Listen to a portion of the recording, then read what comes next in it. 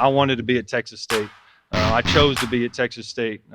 I'm from Texas. That was important to me. I always knew if the right guy got this job, you better watch out. You better watch out. This is Win Now or Get Bent, episode 160. If you don't already know, I'm Kev Tardello, coming to you on Monday, August 5th. And we've got lots to talk about. We just did an episode on Friday. We did two if you caught the presser pod, audio only for all you audio heads out there. But we've already got lots to talk about. Our great producer, the wizard, Zachary Webb, and myself, we got to go out to practice on Saturday. Check it out for the entire practice. We didn't get that at all last fall camp. So that was great to sit out there, get 3 hours of Texas State football, really scratch a big itch I've been having all off season, get to check out these Bobcats. Really, really grateful for that. Excited to talk about that. And I'm even more excited for you to hear the interview with Sam Lael, experienced designer for EA Sports and a Texas State grad. He worked on the college football 25 game. I know lots of you have been jamming on that one. So it was great to talk to him about his time at Texas State, how he got the job at EA Sports. Really cool origin story there. I won't step on the toes of that interview. And then, of course, we talk about the Bobcats now and a lot of positivity. I'll spoil that part at least. But let's get to these ads so we can talk about these Bobcats, huh? This episode is brought to you by TGC LLC. The GalindoCollective.com. That's G-A-L-I-N-D-O, GalindoCollective.com. A team of professional consultants dedicated to helping others realize their business potential through people, planning, and practice. Their services cover a wide range of areas such as business strategy, marketing, human resources, and financial planning. If you own property or a business and want to maximize its profitability, contact TGC at thegalindocollective.com and follow their social media platforms on Twitter at TGC_LLC and on Instagram and Facebook, the Galindo Collective. Shout out to my guy, Rick Galindo, a true Tech State sicko, a Tech State grad. He's been with us since before last season, all through the offseason, and he's back for 2024. Can't thank the Galindo Collective enough. Check them out for all your business consulting needs, thegalindocollective.com. We are also brought to you by Chilzey, chilzey.com, CHILLZEY.com.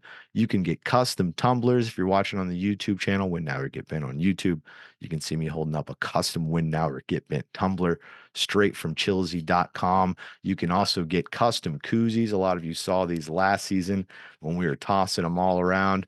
You can get any logo you want on there. You can get a Win Now or Get Bent logo, any kind of work insignia, whatever you got, whatever you want to put on there, they'll make them for you.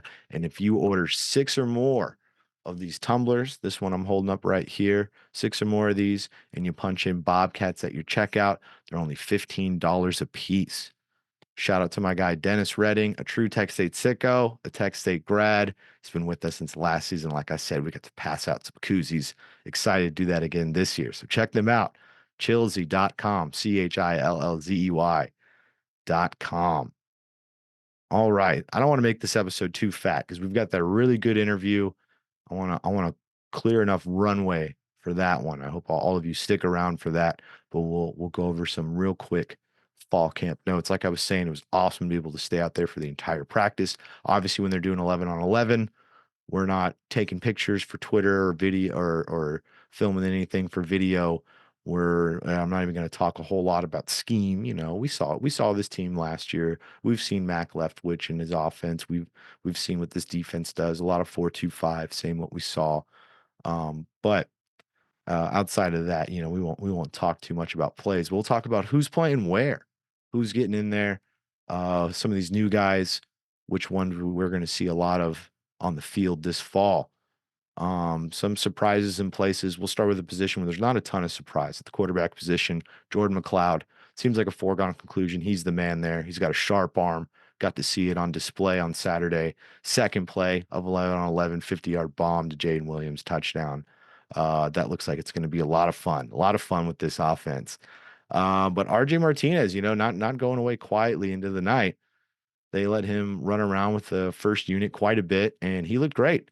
Sharp arm as well from him. He is definitely the smallest quarterback in the room, but he's real shifty and he's got a real strong arm. I can tell he probably has a baseball background by the way he throws that ball. I don't know that for sure if he has a baseball background, but he has that quintessential.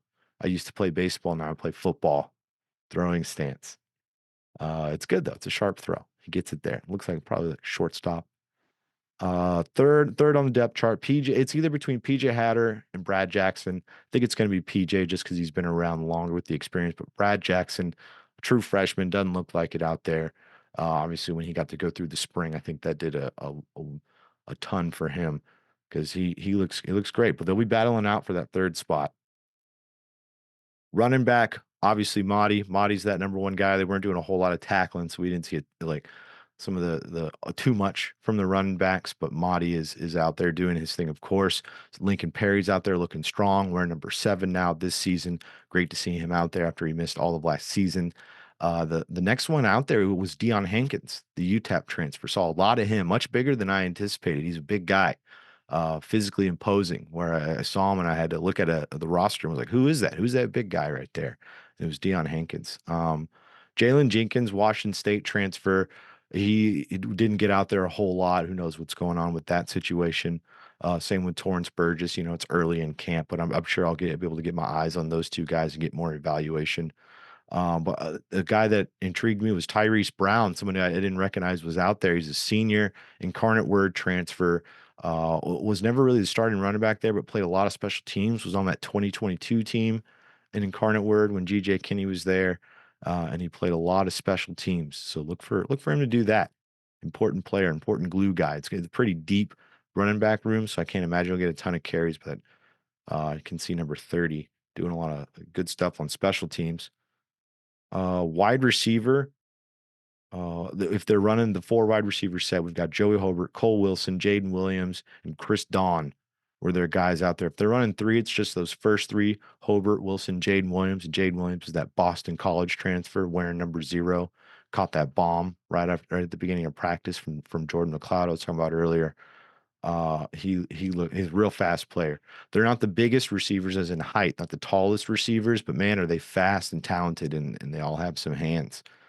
Wide receiver 2, it was looking like Bo Sparks, new guy from Utah Tech. Langston Anderson, Oklahoma State transfer, joined the team late last year. Didn't play a whole lot last year. Was getting in there quite a bit.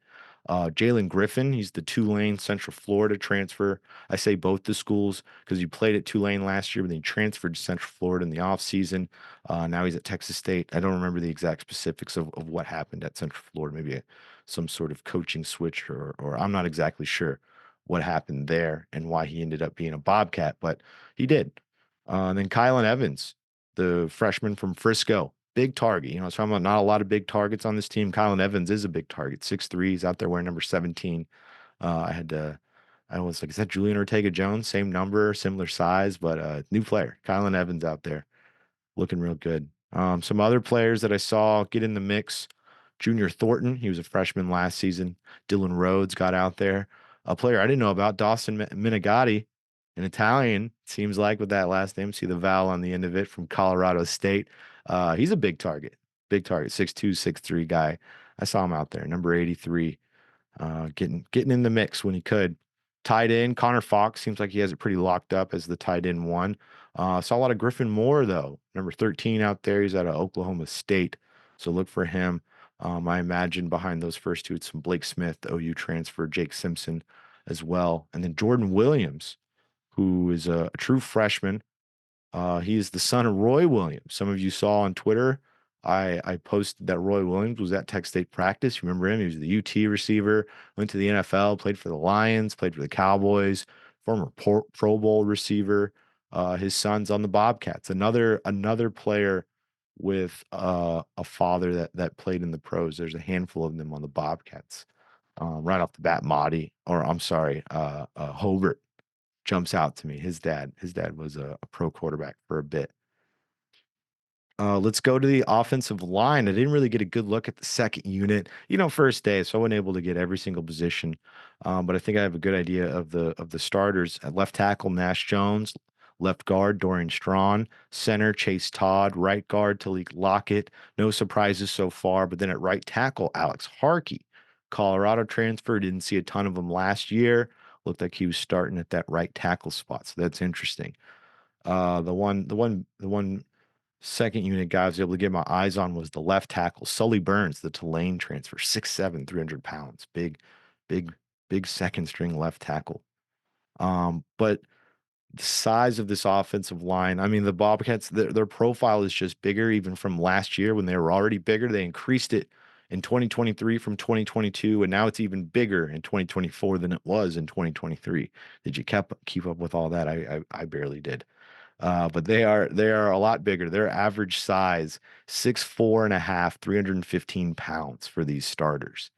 That sounds like an NFL team. That's a college team though. 6'4.5", 315 pounds across all five starters. That's their average. So big boys, big guys. And there's the Abibo brothers, Trenton Scott. There's other guys that I'm sure are going to be more in the mix that I didn't see a ton of. But there's a lot of moving parts with all the positions. And plus it was, a whole lot trying to keep up with all the D linemen who we'll talk about next. Probably the deepest position on this team is the defensive line at defensive end and defensive tackle. I mean, they were switching guys in and out. But let's start at defensive end. Ben Bell, no surprise there. That's the guy. He's got the long hair coming back. I appreciate that. Long red hair poking out of the helmet. We got Stephen Parker, incarnate word guy. GJ Kinney's very familiar with him. Wearing number 0 at defensive end. Always intimidating. Looks good. He's a big guy. I'm pretty sure those feel like they're going to be the two starting DNs. And then there's a lot of guys in the rotation. I'm not even designating it second, third unit. There's just a lot that were mixed in. So let's go through them. Devin Wright, you remember him from last year. Khalil Alexander, same situation. He was on the team last year. Great to see both of them get in the mix. Tunmis Adelaide, sorry if I said that name wrong. He was at Texas A&M, and then he went to Michigan State. Now he's a Bobcat. Big guy, number 30 out there. Joe Lazen Landry, he was a freshman last year. Looking great, wearing number 6. Big kid.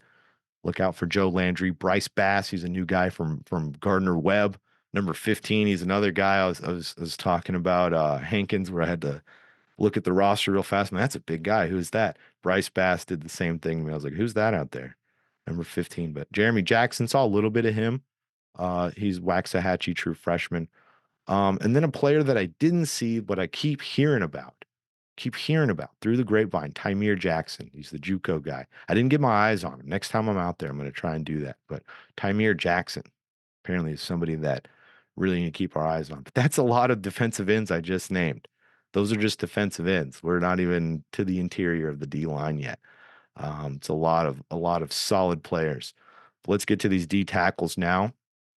And here I don't even have it designated 1, 2, anything. It just felt like guys were moving in and out. It couldn't tell exactly who the starters were or anything. So, my assumption is Tavian Coleman wearing number 8 now, single digit. Same with Terry Webb wearing number 3. Both are guys that played last year on the interior of this D line. They're back this year, getting the single digit. I like that for them. The opposite of a single digit for Cameron Washington, wearing number 99. He's out there again. He's back. So that's 3 returners from last year, which is pretty great. I thought they were losing more. I know recently they lost Christian Rory. I think he just I don't know the situation there, but he's not on the roster. I think he just decided to hang it up. Played for a long time. It was a Duke transfer. First season was last year. But then we saw a lot of Emma Polisi Lange, the Houston transfer. Sorry if I said your name wrong. Alex Merritt, Eastern Michigan. And I didn't see Dominique Ratcliffe, but I know he's in the mix, number 97 out there. He was a DN transfer from Louisiana a couple years ago. They moved him to the interior last year, and he looked really good. So that's a lot of names for 4 positions that I just named. They are very, very deep there. I know they're very confident in their depth at that position as well. I'm already getting to the 15-minute deadline I set for myself on this one. That's okay. We're going to keep pushing. Linebacker. I was really excited at linebacker when there's some musical chairs going on. They're going to figure it out. If we're losing Dan Foster, Brian Holloway, they're going to be figuring it out. But the first one I saw, there was Kenny Haynes wearing number 14 now. He's been on this team since 2019, and I have been waiting 5 years for this guy to get his shot.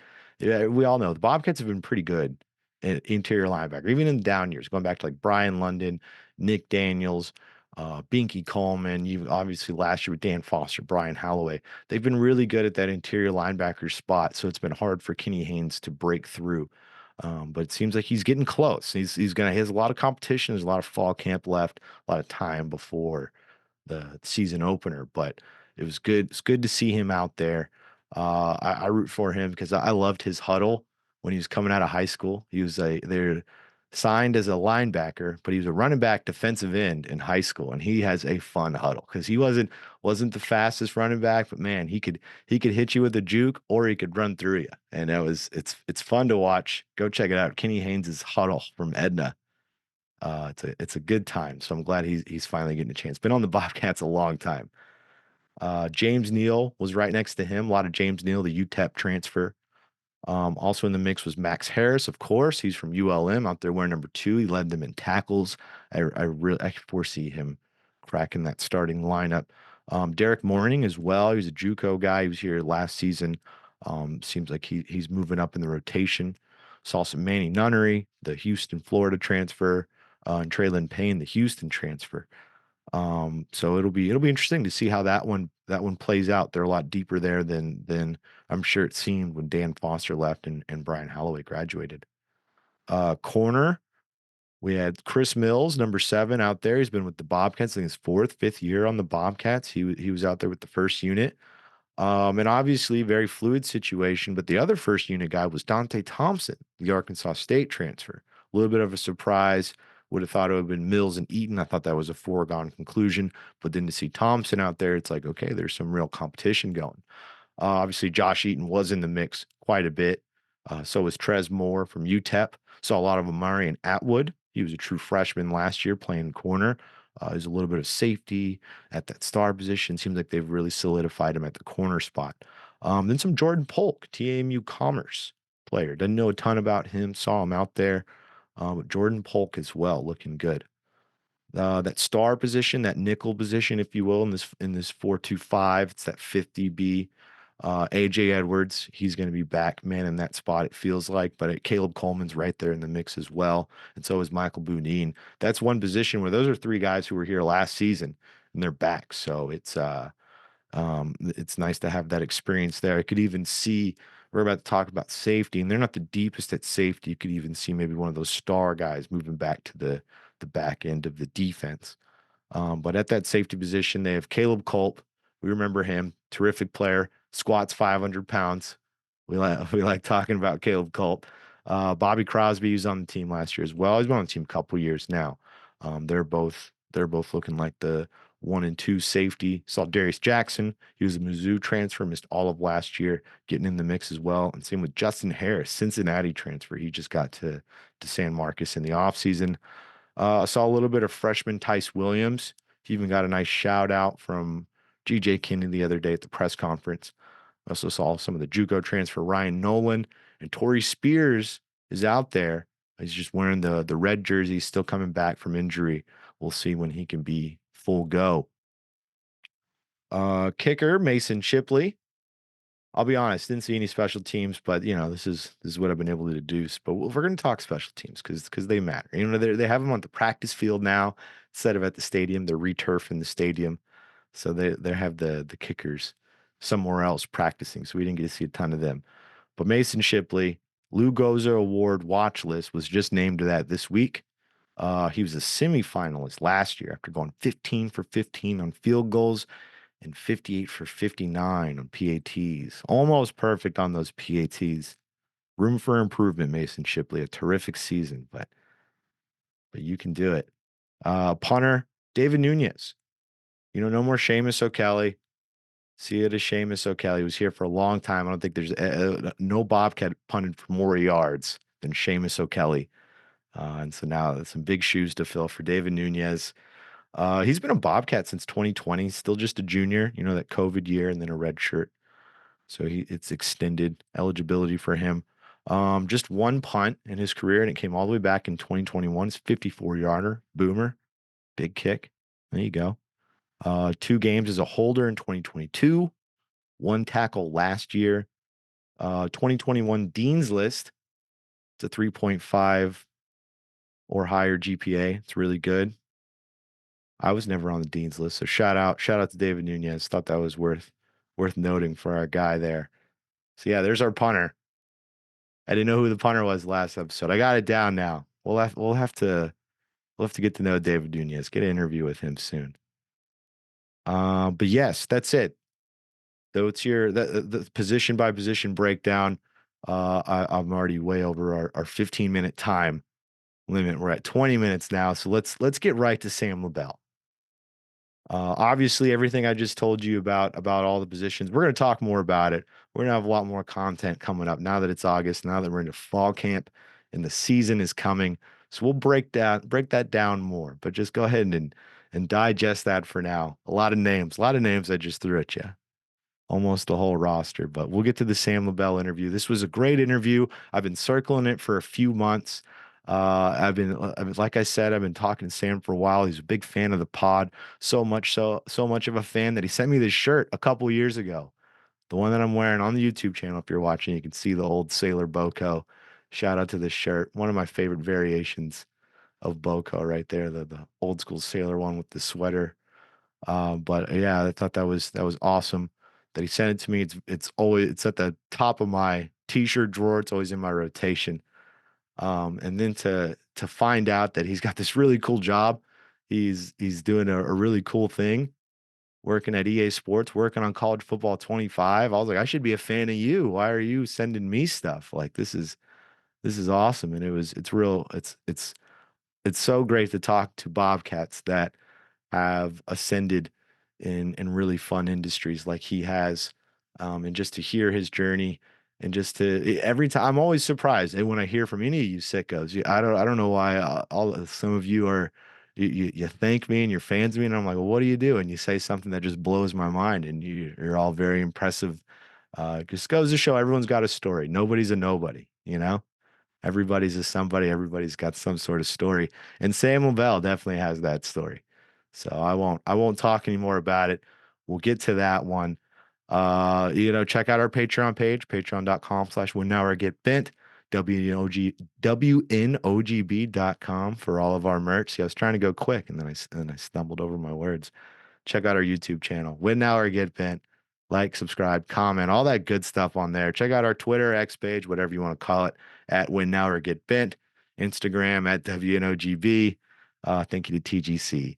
Thank you to Chilsey. Thank you to the great and powerful wizard, Zachary Webb. And thanks to you sickos for always tuning in. I really appreciate y'all. Be shouting out to the void without you. Would be nothing without you. So thank you. So thankful for all of you being here. But all right, let's get to Sam LaBelle. Win now or get bent. Very special guest for us this time. I am joined by, you're going to have to give me the title again, even though you just told it to me. Our guy, Sam LaBelle at EA Sports, our Texas State sicko on the inside of College Football 25. Sam, tell me that title. Tell the world your title. Title's Experience Designer. Experienced designer. And what goes into being an experienced designer?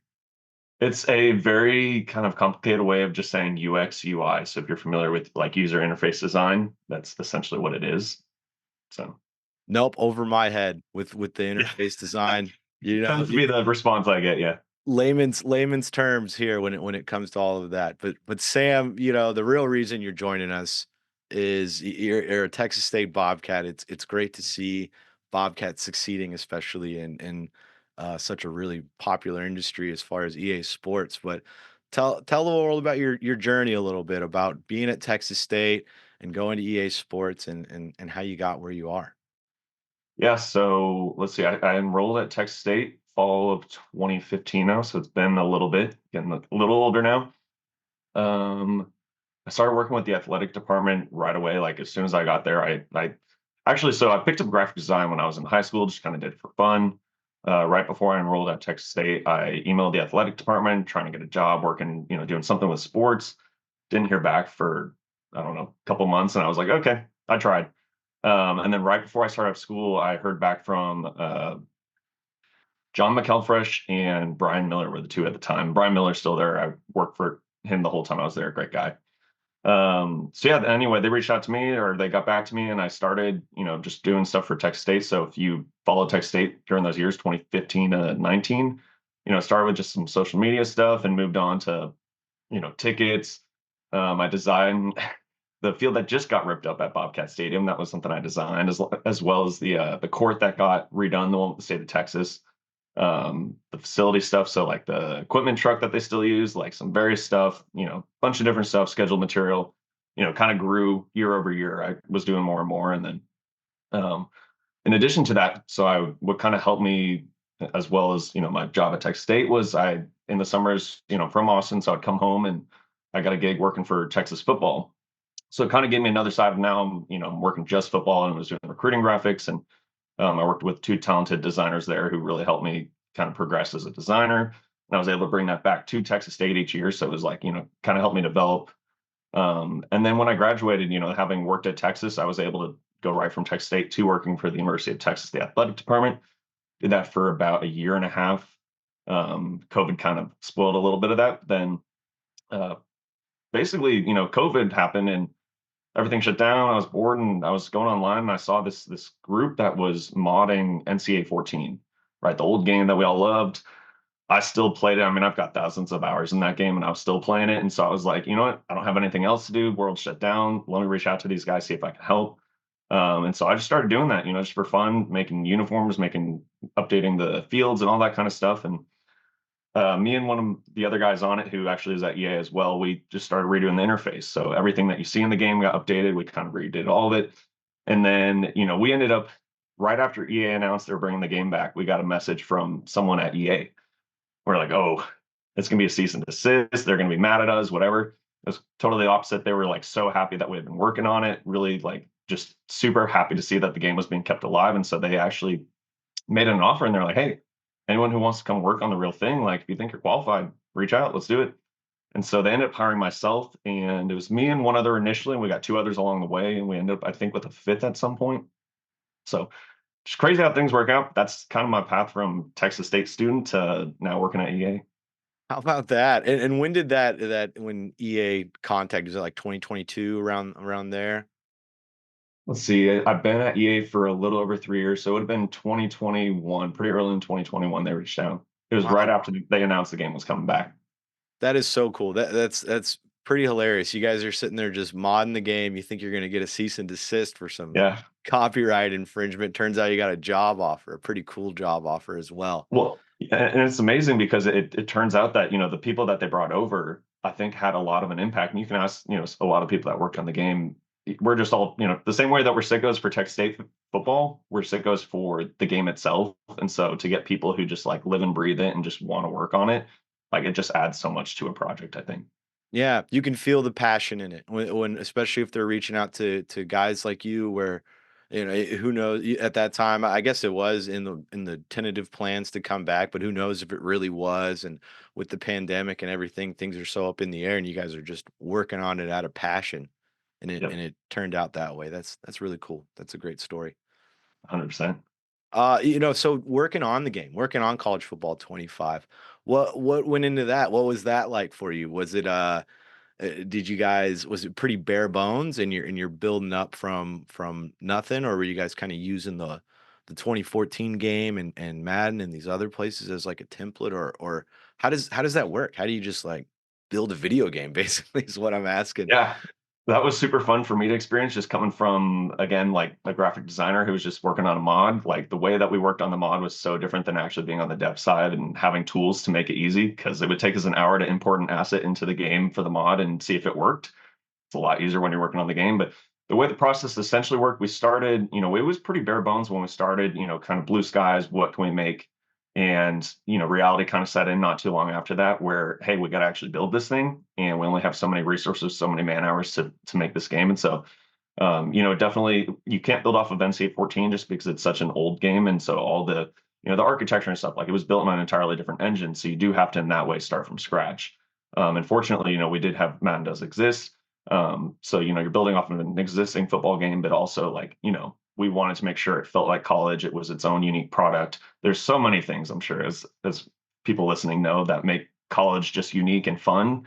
the pageantry, just the differences in gameplay. And so I think that was definitely one of the huge focuses of our team was just how do we create college football, make the environment feel alive. One thing that I know was definitely a want to focus for myself and the team I was on was, one of our mottos is every team is someone's favorite team, right? And so I felt that more than probably a lot of people did because we have most people are in like Orlando, so a lot of UCF in Florida and Florida State, Miami, those types of schools that are bigger schools and more well known. So being a Bobcat fan, especially prior to last year, how we were struggling, it was nice to see that, hey, we are going to take the time to really focus on Texas State and even these newer schools, Sam Houston, all these other schools. Let's make it unique. And so you see that in like the front end, especially. So when you're accessing the game and you're in the main menus, that's something that I really worked a ton of hours on getting all those assets for. We have 134 schools. Let's find those unique traditions, those unique logos. I dug through thousands of photos to make sure that we got the right ones, whether it was school provided or stuff we had to go on Getty and dig up ourselves. And so, showed a little extra love to Tech State, but I think it's captured really well with all the different logos. And I know we got Ish and we've got cheerleaders and a bunch of other great stuff to represent the school so that when you select Texas State's my favorite school, you go into the main menu and it's like, that's Texas State. That's the vibe that I get from being in San Marcos on a game day. Yeah, I love the way the end zone complex looks too, where with the Texas State, you even got where the letters on it and everything. It's Oh yeah. been it's pretty cool to see. I'll have to admit to you, I've yet to play it.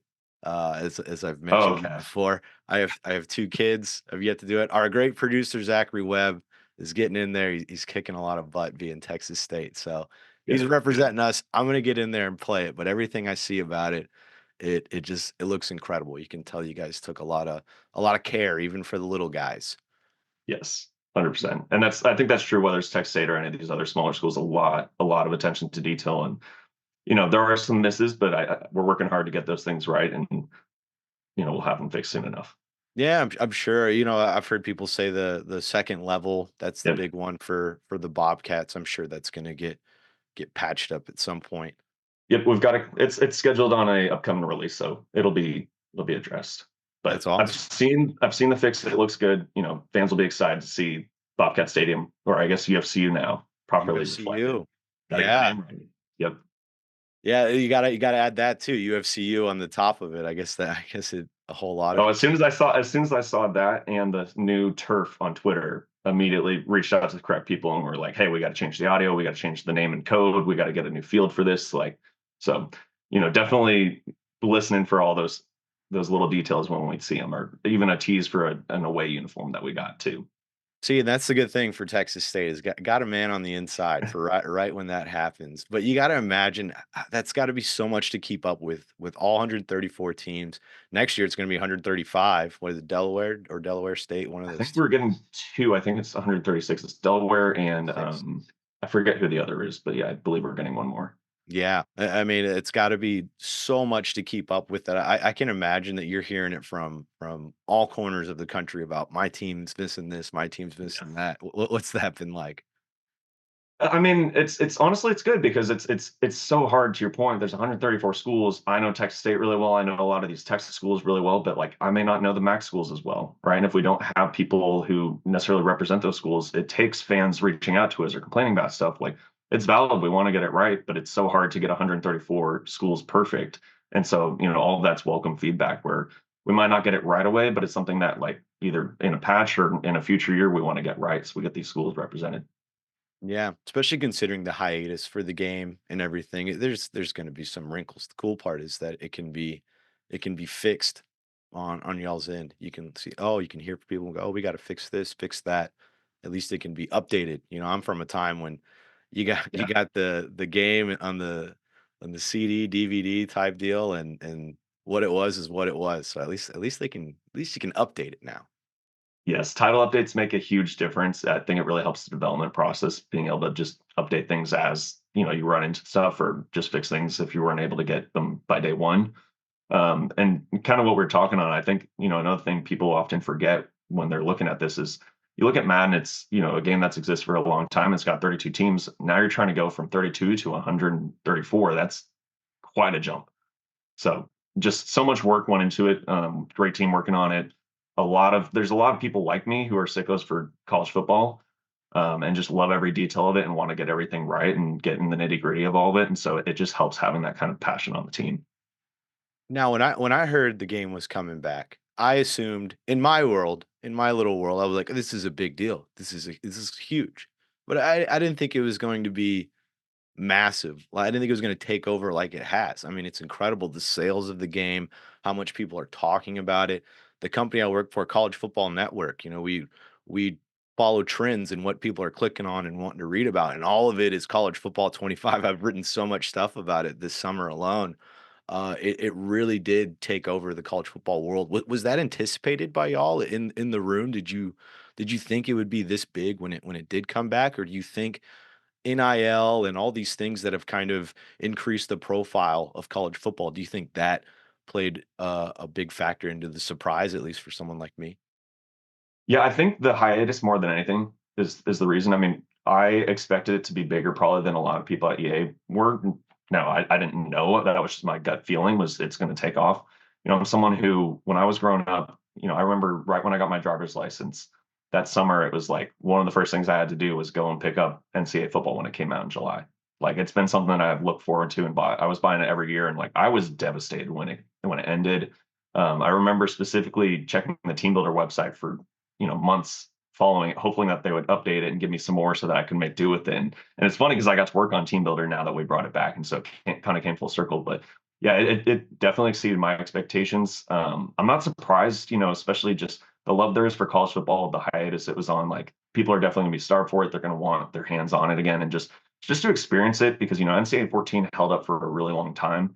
But even for myself, like it got to a point where I was playing and I was like, this feels like I'm playing a 10-year-old game, and so finally getting kind of just it feels fresh. We've got all the updated traditions, all the updated schools, and like it just feels like an entirely new game and a new experience. And for all the college football fans out there, there's just so much to explore. Like right now I'm in year 2 of a Tech State dynasty, and I'm sitting at 10-1, looking to go for another conference title and keep it going. But it's like, well, maybe if I win 5 straight conference titles, I need to move on from the Sun Belt. I love the Sun Belt, but maybe that tells me it's time. Maybe Big 12 or SEC. You can kind of create your own story and create your own narrative, and I think that's just a really cool experience, and it has so much replayability because it's like maybe I don't want to play as Texas State for a different one for whatever reason. I don't want to play at some, but you can go on an entirely different path. I want to be a coordinator and work my way up to a head coach at a small school, then work my way up to a coordinator at a big school, then get that big head coaching job that I've been chasing.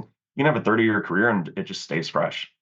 Yeah, it's funny you mentioned the conferencing. I've seen some people post pictures of national championship, Texas State, and it's got the SEC badge Yeah, on their chest, and it throws me off a little bit. But it is almost that create your own adventure type of deal.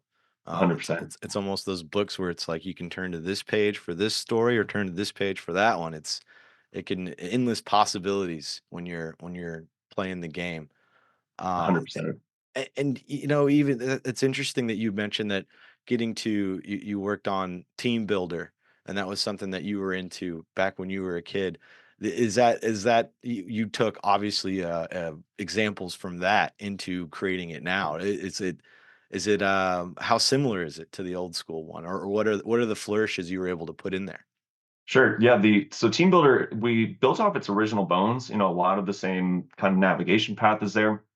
But what's interesting was the approach we took. So myself and the other person who owns it basically, both came from Revamp the Mod. And so our approach when we were looking at it was basically looked at and we said, okay, we want to give users the ability to do what we were doing as modders. So how do we give you the customization to put logos wherever you want, be able to adjust things exactly how you want? Because in the old Team Builder it was, oh, you get a logo to put on the side of your helmet, you get a logo to put on the chest, and that's about it, right? There's a few spots you can place it. Now you can wrap patterns and you can create different textures. You can make it shiny or matte or whatever you want. Like there's just so much customization where really our goal was to say, whatever your school is or whatever you want to dream up, like if it's an existing school or your high school or whatever you want to create or just something that you imagined, let's give you the tools to build that thing the same way we would have if we were building it for Revamped. But obviously a little bit easier because you have it on web and it's a lot easier to just upload files and scale them and do all that stuff. So that was a really fun one to work on. It definitely built off the existing stuff, but we definitely also made it a point to say, hey, let's give users kind of, especially power users, what we call them. So people who they might know Photoshop and they can go and create and when I'm making it one, I can fidget in Photoshop and get a file just right so that when I add it to the uniform, it sits perfect with the seams on the jersey or whatever it may be. And so that was really the idea with Team Builder, was just give users the ability to create. Yeah, that's been some of the cool things I've seen is the how exact the when someone recreates something. I've seen like NBA jerseys Yeah. turned into uniforms and things like that. You know, going from the almost the mod hacking world where you started from before you were officially Mhm. on EA. What were some of the crazy mods you seen or you did yourself kind of back then? What's you have anything that's real out there? Nothing crazy, but I am happy to say, so it's when I used the old Team Builder, my team was the Reno Renegades, right? Good alliteration. Okay. Um, and that was just my team. I played like a 20-year dynasty with them, built them up, but there were a lot of limitations of Team Builder back then. And so one of the first teams I made, and it was, whenever Team Builder went live there, I think we had like 10 or so teams ready and available for users to go ahead and download prior to the actual website being available. And so one of them I made was, I'm in Round Rock now, so the Round Rock Wranglers, another alliteration, and the Reno Renegades. I recreated them, so it was just fun to be able to go and kind of actually build them the way that I had wanted to on the old Team Builder, but didn't really have the actual function. Mm.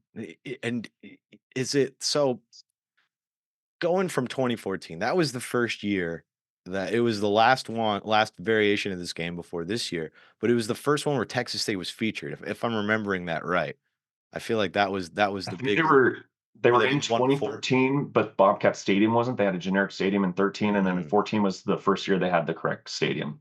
So 14, it's the first year they get in there, and then the game goes away forever. And then 10, I say forever, 10 years. And then Felt like forever. it felt like forever, right? Yeah. Exactly. And it comes back now, and it's a totally new look Bobcats. They, as far as performance on the field, as far as everything that goes around it. How fun was that for you personally, as a Tech State grad, to update Texas State on this game to more so than what it was in the first time they were in the game? It was really fun to just, make sure all the details were right, but it's also fun to see, like, last year, the season that we had, I mean, just night and day from the years prior. I often tell people, I was at Tech State from 2015 to 2019, 4 years. We won 10 games. That was my experience going to Tech State. And so you got to be a sicko to stick around and still be a fan. And so it's just nice, last year was so refreshing. The optimism going to this year is just very exciting. And so seeing, I think we're an 82 overall in the game. We're, I believe, the best team in the Sun Belt. If not, we're top three. Like, just to kind of see us even in that conversation is just so exciting. And like, I go and play online with them. And like yesterday, for example, I played Notre Dame and Miami. I beat them both with Tech State. Like, we're good enough that we can compete with those big dogs. And so it's really fun having a competent team. Someone that's easy to root for and that gets it done on the field. And seeing other people around the nation adopt the Bobcats as well, Yeah, it's like, man, this is a sneaky good team in college yeah, football 25. You know, that's just maybe not hardcore fans, but it's inadvertently creating Texas State fans. People will be like, "Oh, the Bobcats are on. Let me tune on this yeah, game and watch them." It's such a great um, marketing piece, if you will, for Texas State. People out there yeah. having fun running around with Jordan McLeod and Ish Mahdi and all these guys. For Texas State, and I would argue the players too, because one thing I would Yeah. add is, especially with with the transfer portal nowadays, there's so many new guys each season. There's a lot of guys I don't know on the team, but through playing the game, like Bo Sparks, I'm throwing him touchdowns all the time. I knew he was a transfer coming in, but like the first time I saw him on the screen, I was like, "Who is that?"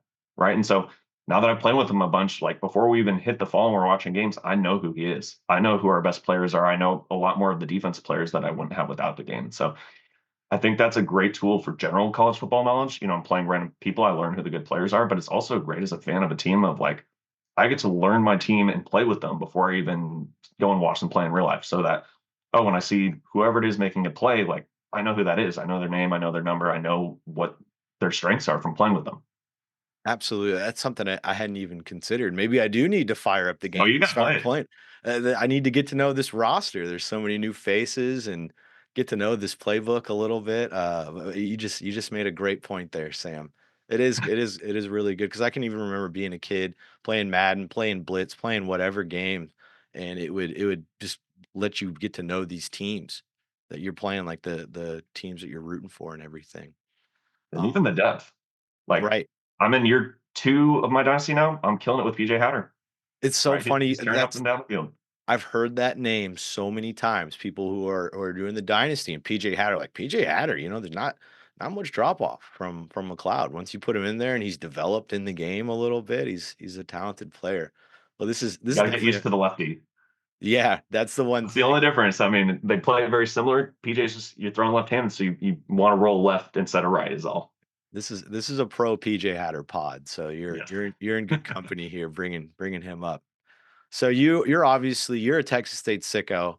I've been in coordination with you. Gosh, when did you? I'm wearing a shirt right now. If you're watching on YouTube, when now I get bent on YouTube, like, subscribe, all that good stuff. I'm wearing a shirt from our guy here, Sam, that he sent me. It was a couple years ago now that you sent it. I didn't even know you were doing the whole EA Sports deal and everything when you sent me this shirt. I should be sending you shirts for all the work you've done for Texas State. This is a cool shirt. You made this, right? You made the shirt that I'm wearing? Yeah, it's just, I mean, people probably recognize it's the throwback Bobcat. I went and just Yeah. found the logo and recreated it in Illustrator and gave it. If you're familiar with home field apparel, it was Yes. my attempt at a home field shirt because we do not currently have a partnership with them with Tech State, but one I'd love to have, but I'm not going to go and sell it. I don't own the rights to it, but I can get one for myself and for my favorite pod.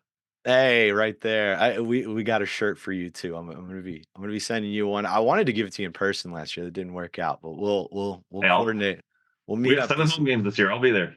Isn't that nice? How about that? Starting out with three straight, and then the one non-conference game that's not home is In Houston, in Houston. It's awesome. I'm going to that too. Telling you, it's set up for the Bobcats this year. That's why it was very befitting. College football 25 coming back Oh yeah. right before this season starts and everything. But yeah, so you're a major sicko. You've worked for the Bobcats. You graduated from Texas State. You've made sure they looked all nice and shiny on college football 25. But you even mentioned it where there were some dark times where 10 wins from when you were in school. You Yeah. just mentioned from 2015 to 2019, which that's sobering to think back on. Looking at where it is now, did you always feel this inside that if it's just if they curate it just right, it could be here? Is that kind of what kept you hanging on? Yeah, I mean, if you've lived in San Marcos, you know what a great town is. I mean, even from, I'm sure people who've been there long before me know this even more so, but I got there in 2015. I was there earlier this week. I was in San Marcos and it's exploded. Like it's such a, got everything new, everything you could ever want to eat or to do, and love the river. Like to me, I just always looked and I was, we always talk about it being a sleeping giant, right? It's just, how is there not a successful athletic program here? And we had it in other sports, but specifically football. It's like, how are we not winning games here? Like you knew it was just the right guy away. And I mean, GJ came in and, you know, blew any expectations I had out of the water. Like he's absolutely killing it. I have tons of respect for him. I think he's a great coach. I love what he's done with the program and the direction it's heading. And it seems sustainable. I mean, he's just a great recruiter. He's a charismatic guy. He can execute on the field, but he can also get guys to want to come play for him. And you need to be able to do both, especially in a transfer portal era. And he's got it. He's got all the tools you would need. Got to keep them. I don't know what it's going to Gotta take. keep him. Got to Get keep those him. golden handcuffs out. Find a way to keep him in town. Because I mean, sky's the limit for Texas State. I see this program. I often, think of like a Lubbock, right? Texas Tech, even Waco for Baylor. You know, San Marcos is a better place to be, in my opinion, by a mile. You should be able to recruit and get a big time program here. We got a great stadium. Now that we have great support with new president, new AD, we're in a good spot. Like we're poised to win. So very excited for the future. And I always just knew we were close, right? It was just a matter of just getting. I think President Danfus Mm. deserves a lot of credit, as well as Don Coryell, just having kind of the leadership to look at it and see the same thing and figure out what do we need to do to make it happen. And they are just doing it. They're amazing. So love having people in charge who really care about making football a priority. Yeah, and who believe in it. You know that it's not a place that's lost in the shadow of these other big programs or lost in the shadow of Austin, San Antonio, it being right in the Yeah. middle.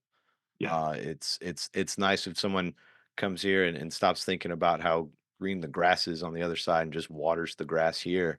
Look what you can get. So it's fun. It's fun stuff. It's great that it's happening right when the game comes out. Because I remember the game almost came out last summer.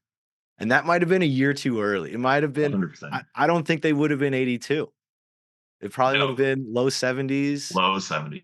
Yeah, yeah. I think we knew that the team last year was going to be better than a lot of people, but I don't think we would have had them very high. And it's a good thing that the game waited both for the game's sake, but also for Tech State's sake to get them at the right number and get them when they're hot. And now, I mean, they are a fun team to play with. They are. I'm gonna get on it. I'm gonna play them. I promise you. Wide splits, the RPOs, they got everything. You got some deep threats and Joe Dirt and these other guys. You've got quick guys and Cole Wilson ish running the ball. Like it's a really fun offense to play. The Wizard was telling me about he does a little jet sweep that he likes.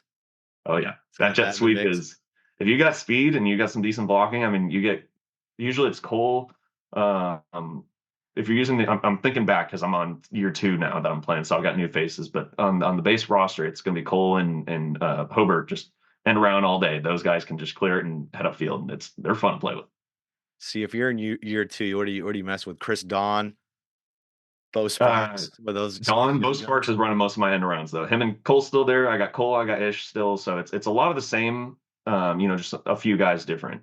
Yeah, yeah. It's Cole. Cole's younger than even I realized. Like we just Yeah. interviewed him on Wednesday, and I was like, man, he's still got a couple years left.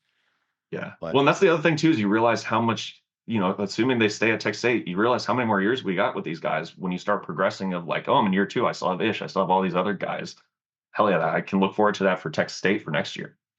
gosh, if Ishta has another 2,000-yard season, 2,000 all-purpose yard He might be season, gone. he might be gone. I don't know. He might be playing on Sundays. Although I I can will live with that say, though.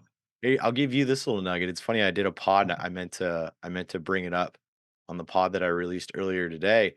But I was talking to Ish, and he had offers from Oregon and from some other big schools before he decided to come back to Texas State and play for GJ Kinney. So even if he has another good year and Kinney comes back, I'm confident they can bring Marty back if he doesn't go to the NFL. That is.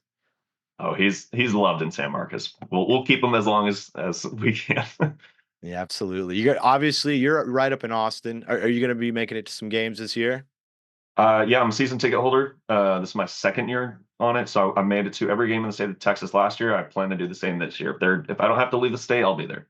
Excellent. Well, hey, maybe I'll see you in Houston as well too. Yeah, I'll energy. try. Looking forward to it. Yeah, I'll try and catch up with you any of the games you go to. But Sam, this was awesome. We've been circling this for a little while. It's been a few months. We yeah, had to wait for the game to be released and everything, but I'm glad you got the clearance. We're able to come on here and yes. and talk to us about college football 25. I really appreciate you, Sam. Thank you, Kev. Thank you for having me.